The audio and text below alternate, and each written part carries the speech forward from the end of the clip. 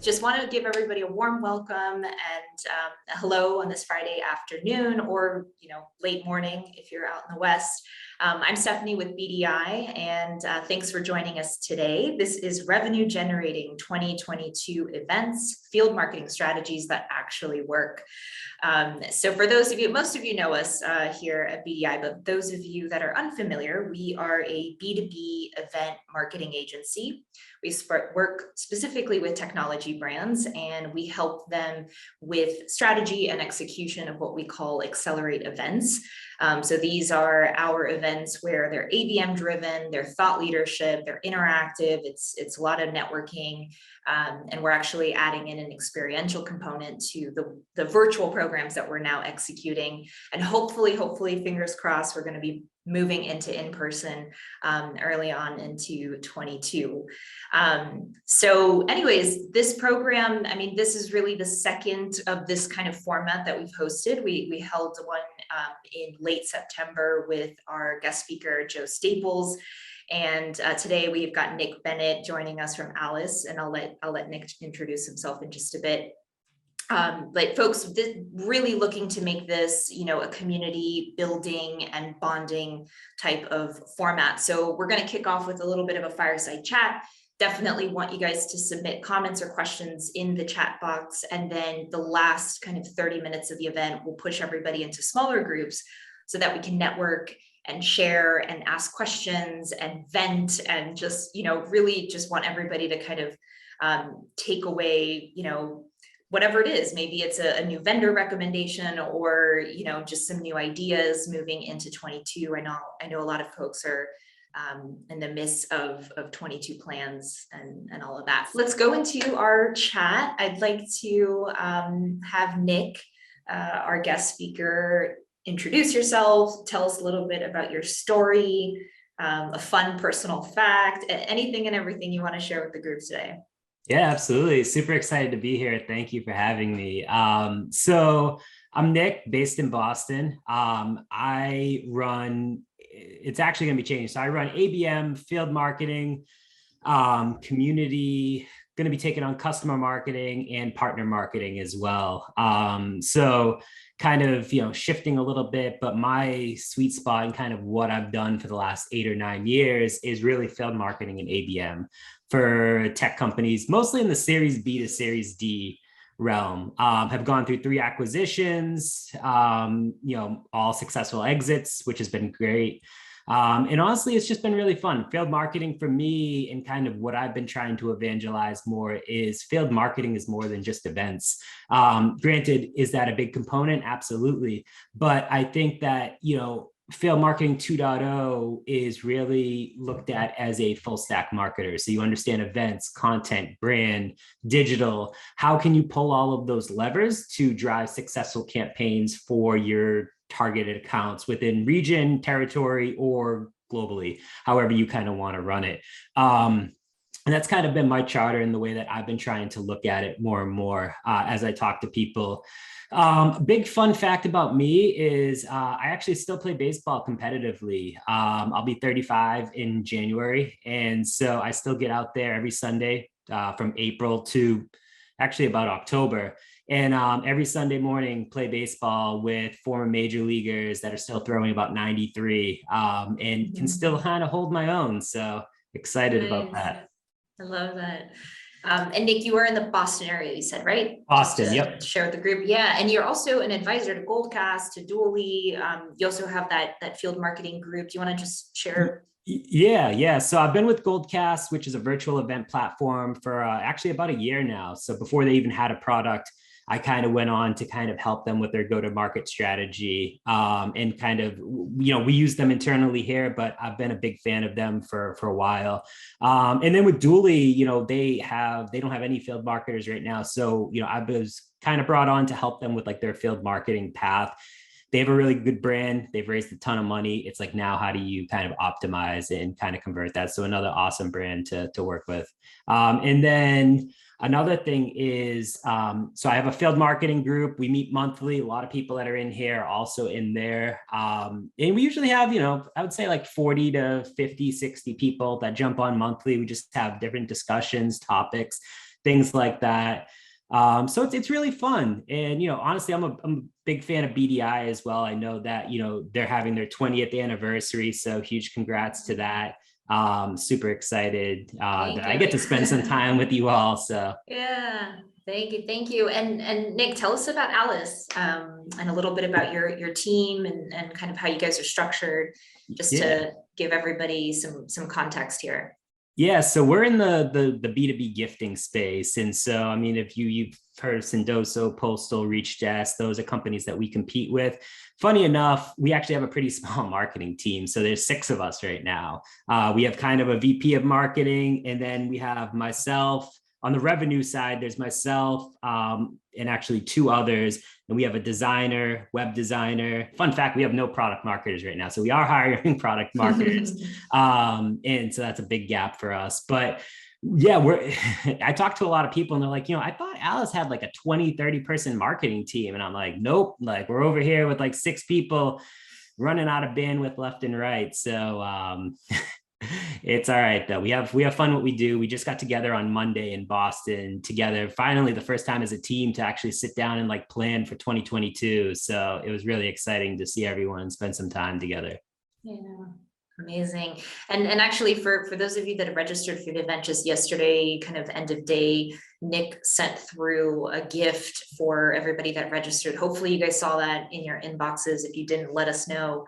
So you'll actually get to experience, receiving a gift from the Alice platform, which is really exciting. So Nick, let's dive right in. I definitely want to talk more in detail about events that have generated revenue for you guys. Could you tell us a little bit about Universe Conference? Yeah. So super excited. So Universe is our annual kind of event that we do. And so this is the second year that we've done it. And we kind of, the first year in 2020, I actually spoke at it before I even worked here. And so we did it in May. And so we said, you know what, we want to push it back to September of 2021, all virtual. But we wanted to make a bigger splash because we were announcing a bunch of different product releases and features and partnerships that we wanted to make sure was ready for the specific event. And so it was, it was a half-day event. It was, I think there was probably eight tracks, I believe, 8 total sessions throughout the day, and some really good ones. And then we had some fun, we call them 5 to 9 type events, but we had like different types of, we call it like Alice TV that was running on the background. So people kind of like decompress, step away and kind of like watch some of those things. But fun facts, we've actually closed. So the event was on September 23rd. We've closed $155,000 specifically 30-day trailing from that specific event. And we've influenced 2.72 million from that specific event. So that was a 136% increase over like what we were trying to do from a goal perspective. But I think the big piece is, virtual, people are fatigued. How do you get people to attend an event? And it comes back to the content being relevant. How do you distribute it properly? And so compared to our 20 goals, we actually had 110% year-over-year growth for registrants. We had 192% year-over-year growth for attendees. And we absolutely crushed the influence and closed one pipeline. And those, we're constantly updating that. This is as the end of October, but we run it on like a 30-day trailing to see kind of like how it's done. But we had 1,401 net new registrations that have never been into our database before. And working for an earlier stage company, we're a Series B company. Building a marketable database is really big as you continue to grow and scale. So like that was a huge thing that I love to see. We also had 729 ICP registrations, which is like, these are the people that we want to talk to every single day. And it was fantastic. And so we're already planning the 2022 version, which we're actually hoping to do in person. So I'm excited for that. Well, we'll do hybrid, but in person and virtual. Yeah.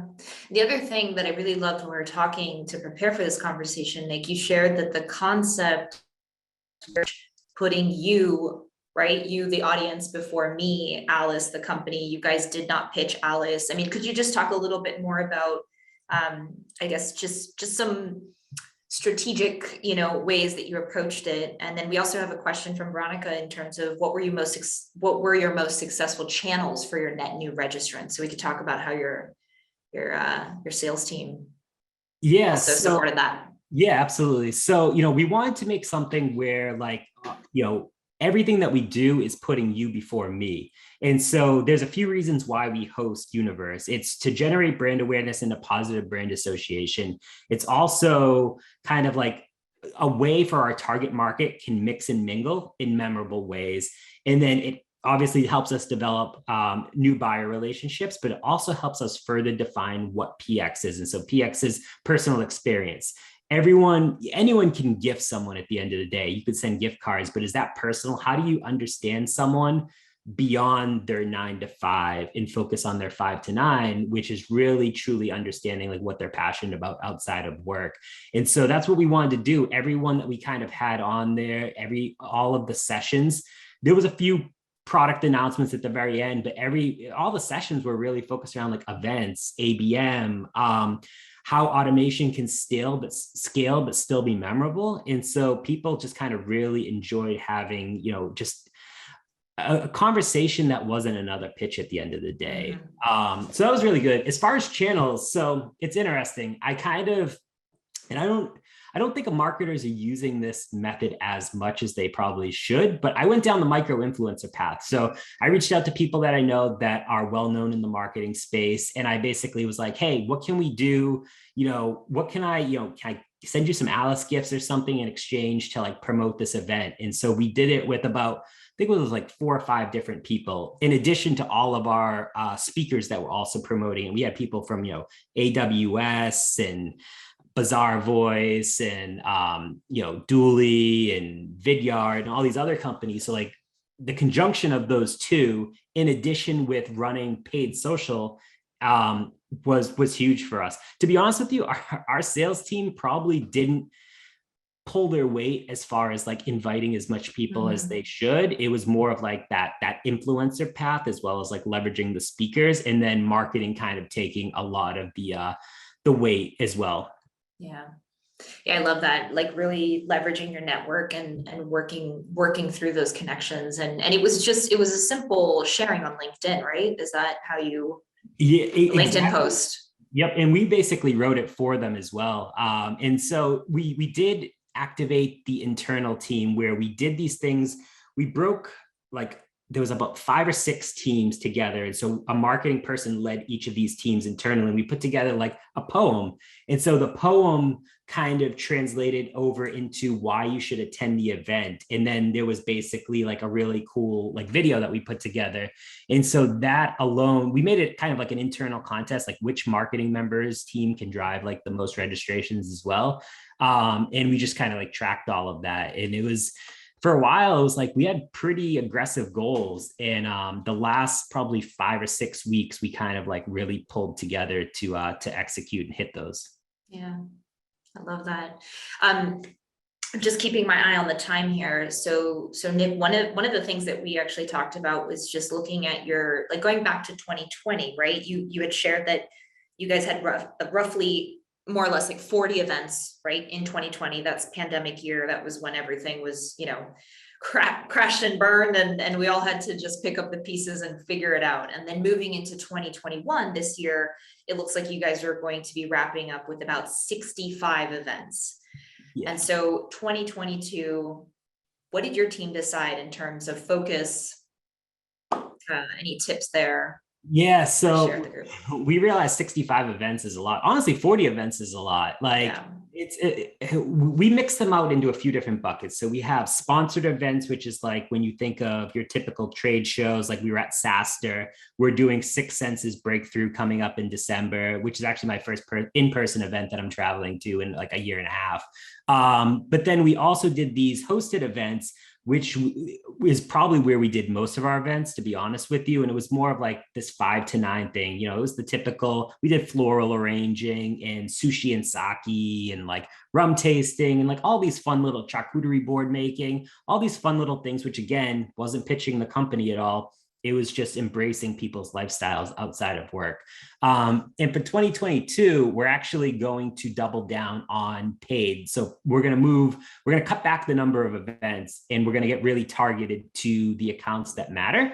And you could say it's kind of like an ABM path, but ABM is really just targeted marketing to a subset of accounts. And so we're going to get really targeted using paid social, paid search, and something that I'm super excited for, going down kind of like the community path, even more than we already do. With we have some really cool partnerships of people that I know that we're going to be working some things out from a content perspective, and leveraging, again, like, we sponsor Rev Genius, Peak Community, Thursday night sales, big one for us, and then CMO Coffee Talk Hour, which Latney from 6 Cents and Matt Hines from Hines Marketing kind of run. And so we're going to be adding some more communities that we engage with, and just kind of like doubling down on that, because like I feel like the pandemic has sped up how much community actually matters and how much it's leveraged when everyone's working from home.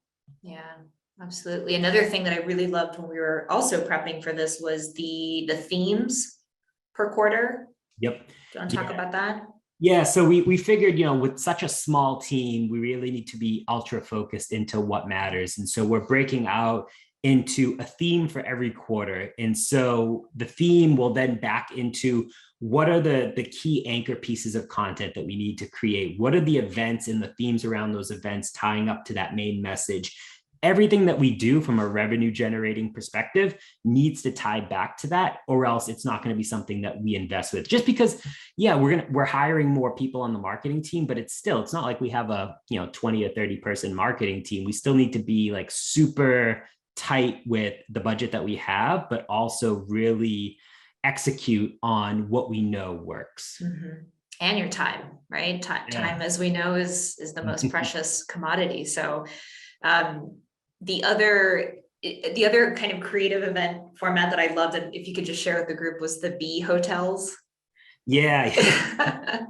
so yeah, we're big into giving back, and like what we do, like part of our product, you can donate if someone sends you a gift, you can donate it to charity of your choice. And so we actually match that. So we give away about $300,000 to $500,000 a year in matching donations. And so something that was big for us is like, hey, and I've actually never seen this done before, but we had an event after Universe, and it was to create a bee hotel, super family friendly event. We send everyone an eco-friendly box.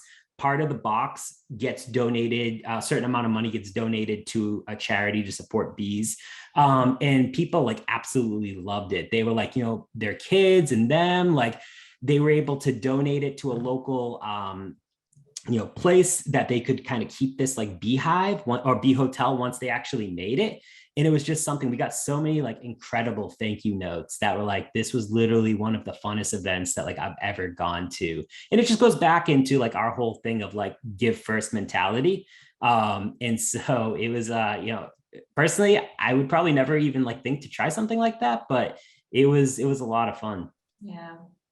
And I love that, in getting creative with those 5 to 9 events and like just having these kind of pockets of community building eventually, right? I mean, I'm sure you probably saw a good amount of new faces with like some repeat faces, and like, I don't know if you could just speak a little bit to that, because I think the other piece to this, right, is the metrics and kind of the mindset behind metrics. And I know that kind of legacy is the MQLs and the cost per leads and quantity. And I feel like the theme, at least with in speaking with you and with, a lot of our clients as well, is really the shift to quality versus quantity, and going more into the personalization, more into the one-to-one white glove, like how can we really build a relationship here, get to know someone, and then, close deals and make money, and, new clients, and everybody's happy. But any comments you want to share on that? Yeah, I mean, I think it's interesting. So we've actually never looked at MQLs here. It was something that was never an important metric. We still don't look at it, to be completely honest with you. The things that we do look at, so we operate off of an MQA method. Each sales team, we have 3 sales segments: mid-market, enterprise, and strategic. And so each sales segment has the reps have a top 20 account list that I've developed with them. That's like our tier ones. They have about another 70 named accounts. And then we have kind of like we call it our serviceable addressable market. That's basically evergreen content and ads that are running in the background that hopefully pushes people through the stages to become an MQA. And so for me personally, there's a few things that I look at. Growing the marketable database tied to the named accounts. So when we're running specific things, growth to the marketable database is important, especially being a smaller company. The number of MQAs generated, both from named and non-named accounts, because we're starting to kind of look at both of those and how can we drive more within them. And then obviously, pipeline revenue, retention percentage, expansion win percentage are other things that I look at. And I think it's not just inviting key accounts to events. It's, what's your intent data activation look like? What does your account scoring from an MQA perspective? What's your website personalization? What are the tactics optimized for your events or ABM, like paid ads, direct mail, syndication, website landing pages? And then a big piece of, honestly, I spend a lot of my time on is like AE enablement. And for us, AM and CS enablement to help them figure out, especially marketing to marketers. It makes it a lot easier because I am the ICP. I have bought products like this before. Love it. I'm just turning my attention to the chat. I just want to ask you some questions here. So can you provide a specific example of the themes per quarter? I know you guys are still mapping it out, but just an example off the top of your head. Yeah. So we actually haven't finalized them at all yet, but basically, so 2022 for us is going to be the year of the marketers. We were always, it's interesting because for us, marketers have always been the ones that have been using their budget to buy a direct mail platform. However, sales teams predominantly were the ones that were actually utilizing it. And so a lot that we did was focused around sales, but with everything that we've done and changes, we're focusing on 2022 on the marketer. And so within each quarter, there'll be a theme of, like, for Q1, for example, it's intro to why gifting. Why does gifting actually make a difference? It's not a silver bullet. It's part of your pipeline strategy. And everything that we do from a event perspective, roundtables, content, like we're actually putting together, it's called like the State of Gifting 2021. And then we're also putting another report together on like not Alice specific, but just in general of like why people should use gifting to break into new accounts. Like there's actually 17 different touch points across the buyer's journey that you can use gifting for. And most people use it as a door opener, but there's so many more pieces. And I don't think anyone out there does it well enough that like you can take advantage into why does that actually matter to a marketer and how can they drive meaningful results from it? Right. And even using that as an incentive for events, right? And for driving people to show up and participate and either pre or post the event happening. So love that. I want to also take a different question here. Ideal amount of lead time that you allow yourself for an event to market effectively. And I'm sure that this ranges depending on the size of the event and but maybe like the Universe conference as an example, and maybe like a smaller hosted event. Yeah. So Universe, it's a solid. Honestly, we probably had about six to 7 months because we were originally going to do it in May. So we had a lot of stuff already like planned and then we just pushed it out, which allowed us more time. But I would say like 6 to 7 months for that. For these hosted events that we do, honestly, it's probably about like a 4 to 6 week lead time that we've seen that has had a lot of success. But we don't open these up to everyone. Like they're very targeted and like who we want specifically there. So we know the target list, we know specifically the messaging on that. And it's just kind of something that we've run for a while that like, we just kind of like know how to put it together really quickly. Yeah. Yeah. Here for us at BDI, when we're doing virtual, which is still, it is an intimate targeted group. So it's not Universe conference. It's not hundreds and hundreds of people, but we use 9-week lead time for that. So just wanted to share that. And then one last question here. So personas. So what is the persona that you're hosting these events for, Nick? And are these for executives, individual contributors, managers? So any kind of feedback in terms of the seniority level? Yeah. So we actually, it's mostly ICs in manager director level. Like we actually don't sell too much into like CMOs or like VPs of marketing. Like they are like might be on a call or something, but the ones that are going to use this product every single day are going to be the field marketers, the ABM marketers, the demand gen marketers, and event marketers that are out there actually like rolling up their sleeves every single day. And so like those are the ones that we try to create these experiences for, because we know that, how do you turn moments into momentum that ultimately drive revenue? And like people don't want to be touched at the end of the day. Everyone uses the word touches, but like, how do you thrive in a digital world? And it's creating moments that are relevant for people. Love that. That actually segues great into the final question, which is from Bill. So how do you think about attribution across all your channels? So inclusive of events, but relative to generated and influenced revenue? Yeah, it's a good question. I actually just got off a call right before this with a VC firm because they were actually wanting to talk to me about attribution. And you talk to most marketers and they think attribution's like a joke. And unless you're like a product-led company, then some people take it, or like you're like, B2C, like people definitely value it there. For me, we use a first touch, last touch method. It may not be the best, but we've also looked into tools like Dream Data and Visible. And we just think that for where we are, we utilizing a first touch, last touch kind of model has proven enough for us that we can kind of double down on the channels that do matter. And so for us, it's actually events are a good chunk of it. We spend, honestly, probably our biggest budget is events, but we're also doubling down on paid social and paid search, because putting ads on like LinkedIn, Facebook, Meta or whatever it's called now, Instagram, Twitter, like that's where people that's where marketers spend their time. And so we want to be and meet people where they are. When it gets to the community piece, that's where attribution is very tricky, because you pay for a sponsorship within these communities. And so sometimes you can't always attribute it correctly, but I'm a big believer in 80% of your budget should be put to activities that you can attribute to revenue. 20% should be for brand plays. That it's okay if you don't measure specifically what happens with that 20%. It's a brand play. It's all about getting it out into the market and explaining to your leadership team that not everything in marketing can be tracked or should be tracked. Hey, Nick, I want to ask you 1,000 more questions, but I'm going to pause here so that we can shift into the breakout rooms. Thank you for, sharing your thoughts and experience and wisdom.